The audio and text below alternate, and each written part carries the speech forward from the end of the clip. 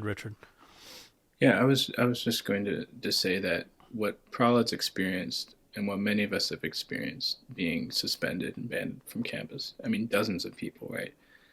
I see it as a broader pattern in the weaponization of narratives of harassment, of and the elevation of feelings of Zionist faculty and students over the lives of Palestinians, and over any opportunity for them to be held accountable.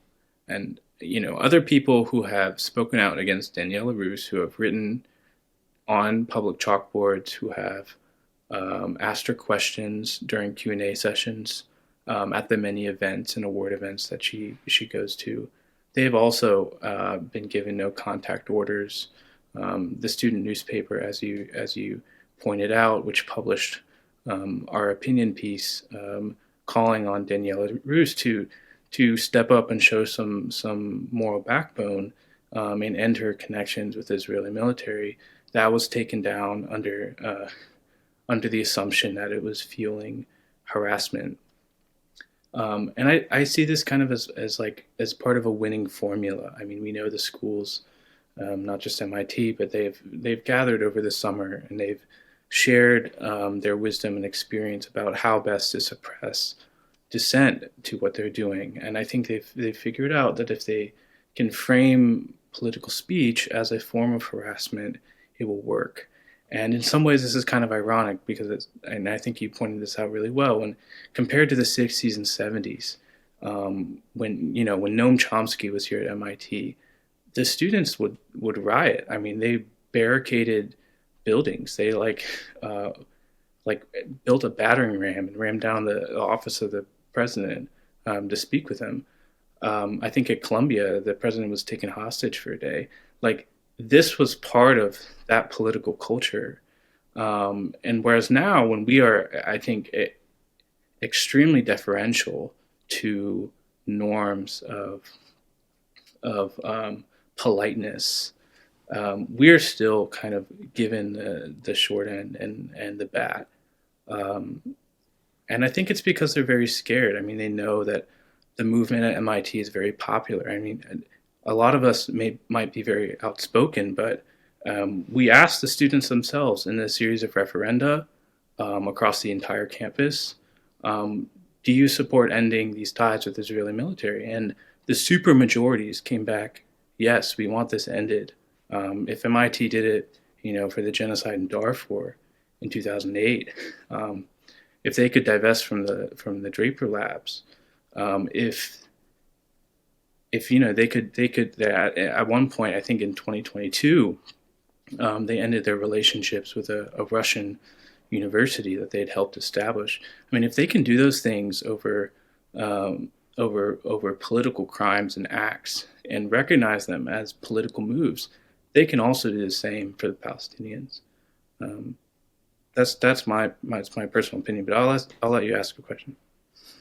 So, Richard, talk a little bit about, I didn't ask Prahlad about this, the ties with Elbit Systems and with, I said Feldman. There's a professor in, I don't know where they are, Tel Aviv or somewhere. But talk a little bit about the direct ties with Israel. Right. So, back in March and April, when we had published our findings about MIT's direct research ties to the Israeli military, they came back and told us that this is a form of academic freedom. We cannot tell faculty what to do, and so on. It's not an institutional collaboration, and all the other examples we had cited for divestment were institutional collaboration as well. MIT has a direct tie with Elbit Systems. You Um, should just explain what Elbit Systems is. yes. I mean, you know, go Yeah. ahead, just for So people who don't know. Elbit, for those who don't know, is Israel's largest defense contractor. They build killer drones, surveillance drones, and technology. This is used within the occupation in the West Bank and Gaza. It's also exported abroad. For instance, to Azerbaijan when they committed the ethnic cleansing of Artsakh in September of 2023. I think the Indian military is a significant purchaser of these drones and technologies. Well, MIT has kind of a direct institutional collaboration with Elbit through what they call the Industrial Liaison Program. This program gives Elbit privileged access to the campus, to MIT faculty and expertise. Typically, and probably you can correct me if I'm wrong, there's a grant that Elbit gives to a faculty member, and they negotiate over some sort of research opportunity. This also allows Elbit to recruit, MIT graduates or students who are graduating into its company. Um, and then, as we pointed out with Dan Feldman, who is an Israeli researcher with ties to Elbit at the University of Haifa, he and Daniela Rus have been working on this Corset compression algorithms project for a while.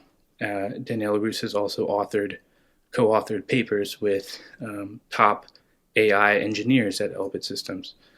We know that from public information.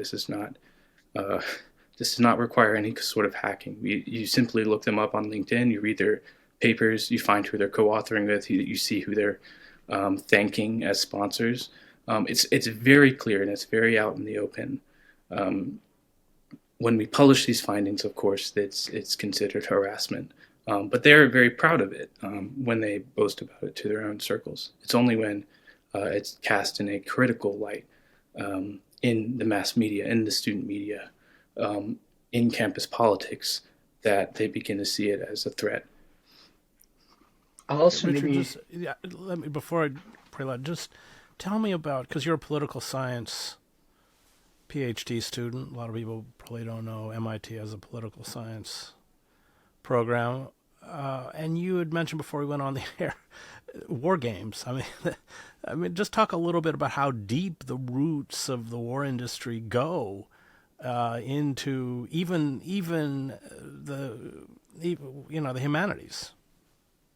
Right. Well, I don't want to get in too much trouble with my faculty advisors and all that because I'm kind of on thin ice. But I will say that the security studies program at MIT, which is part of the political science department, they have a number of military fellows that come every year. They literally sit in offices on Saturday mornings and pretend like they're at war with each other in different rooms on their computers. And, for the faculty and for researchers and scientists, this is seen as like useful in understanding how wars unfold and so on. My concern with all of this, and it's a long-standing theme in MIT's relationships with the Pentagon, is that they're trying to help the U.S. military perfect the tools of industrialized organized violence against people.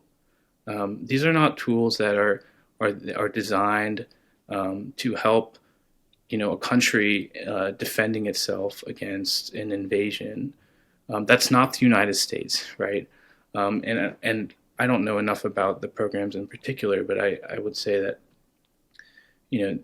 these are often so-called conventional wars, like between countries, when they sit there on their war games. But there are also these insurgencies. There are also things like how to best,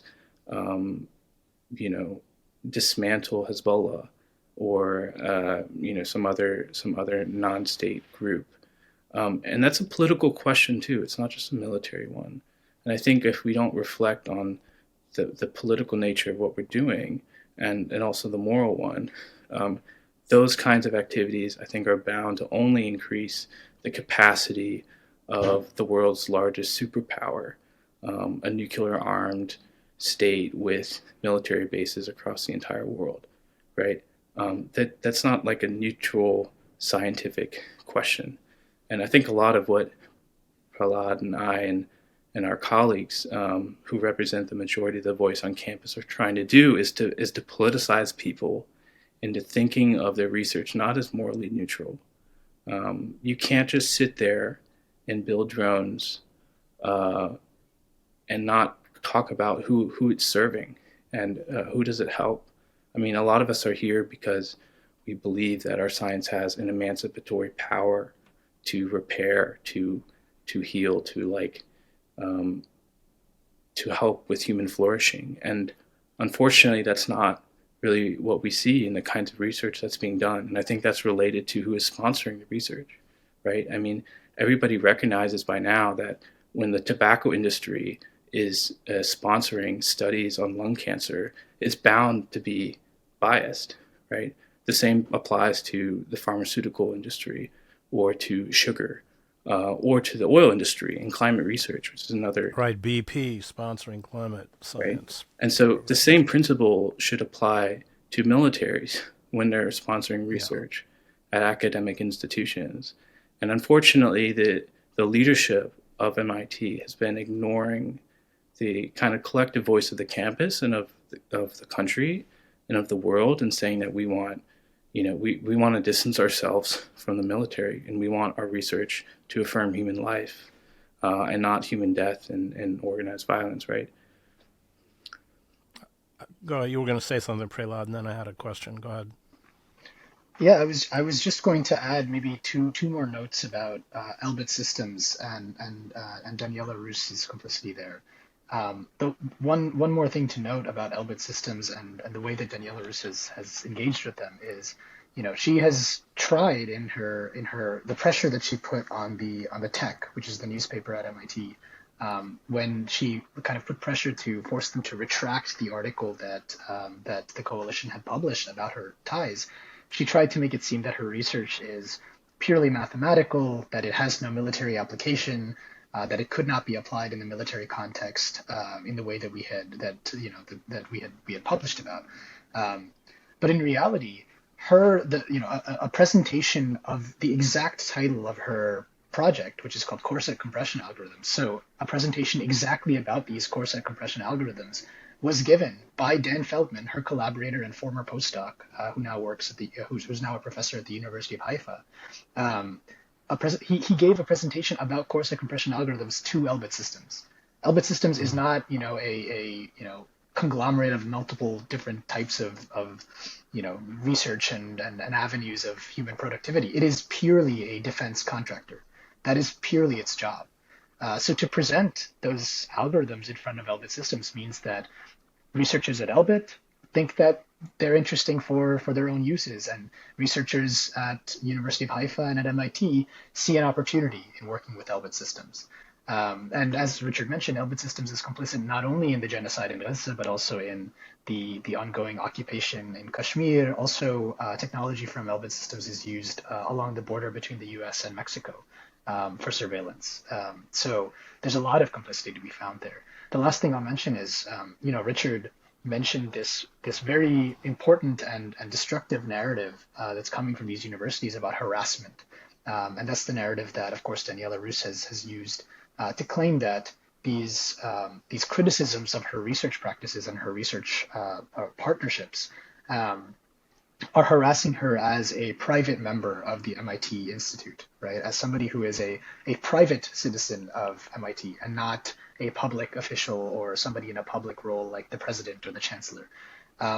Well, Daniela Rus actually happened to spend some of her time in the last 5 years on the Defense Innovation Board briefing the Pentagon. She has served in government roles in a capacity for the government, right? I mean, these are roles that directly brief the Pentagon, right? She's been in calls with multiple military leaders who report directly to the Pentagon. So, I mean, I think it's absolutely ridiculous for anyone to try to claim, for especially the MIT disciplinary process, to try to claim that, this constitutes harassment of a private individual. She certainly takes every opportunity she can to be as public facing, right? She's as she possibly can when she promotes her startup, when she engages with the DoD, when she tries to seek these opportunities for increasing her own image and self-importance. But when it comes to criticism against her, she tries to retreat behind the MIT name and pretend that she's not a public figure. Again, she's the director of an entire laboratory, the Computer Science and Artificial Intelligence Laboratory, which houses multiple professors and many different projects at MIT.